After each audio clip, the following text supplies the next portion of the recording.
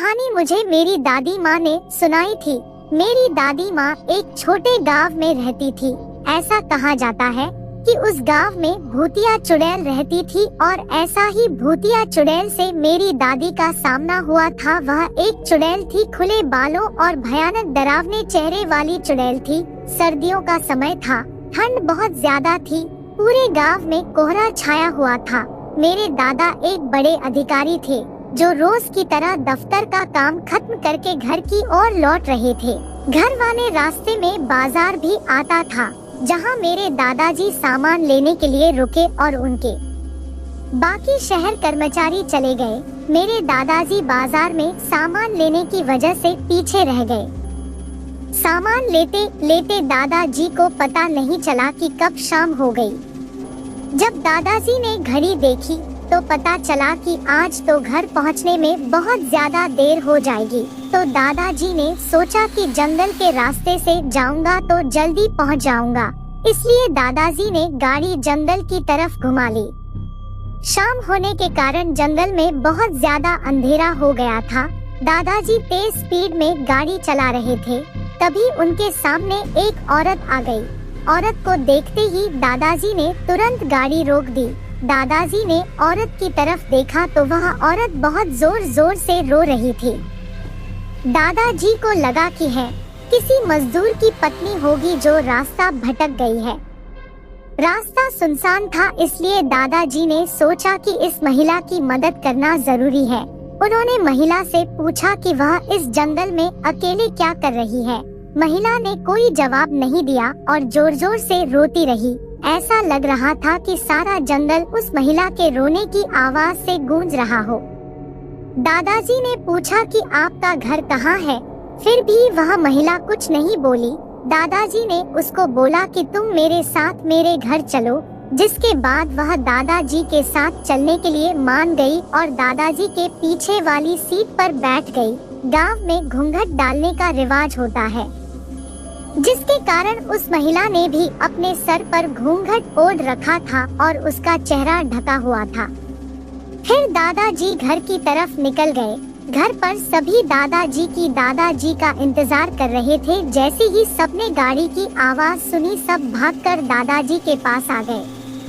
जब सभी परिवार वालों ने उसे महिला को देखा तो दादाजी से पूछा। दादाजी ने जंगल वाली पूरी बात बताई और कहा कि अब यही खाना बना देगी। लेकिन दादी माँ को उस महिला पर शक हो गया। दादी को लगा कि है कोई चोर है जो घर का सामान चुरा कर भाग जाएगी। दादी माँ ने उसे रसोई में जाकर खाना बनाने के लिए कहा, जिसके बाद वह महिला बिना कोई जवाब दिए रसोई की तरफ चली गई। रसोई में सारा सामान रखवाने के बाद दादी माँ ने कहा कि सबको भूख लगी है, इसलिए जल्दी से खाना बना दो। दादी माँ ने उसे रसोई में भेज तो दिया था, लेकिन उनका मन अभी भी शांत नहीं था।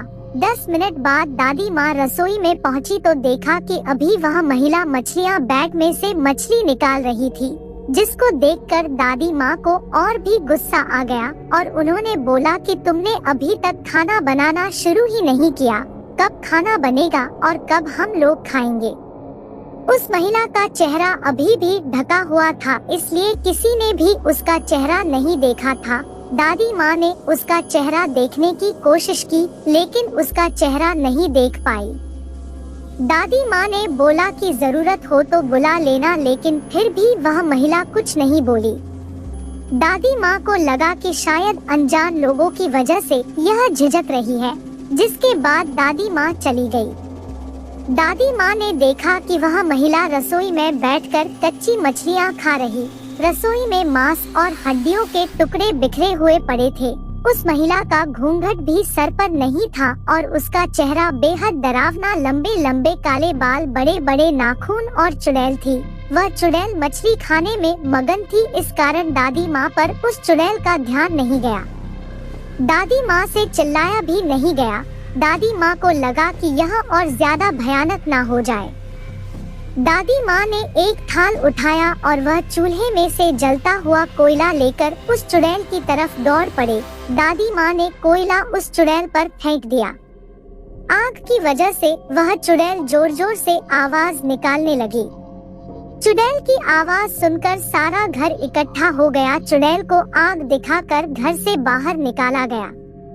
चुड़ैल की आवाज इतनी तेज थी कि आसपास के सभी लोग अपने अपने घरों से बाहर आ गए और सभी ने चुड़ैल को देखा। चुड़ैल लोगों को देखकर गांव जंगल की तरफ चली गई।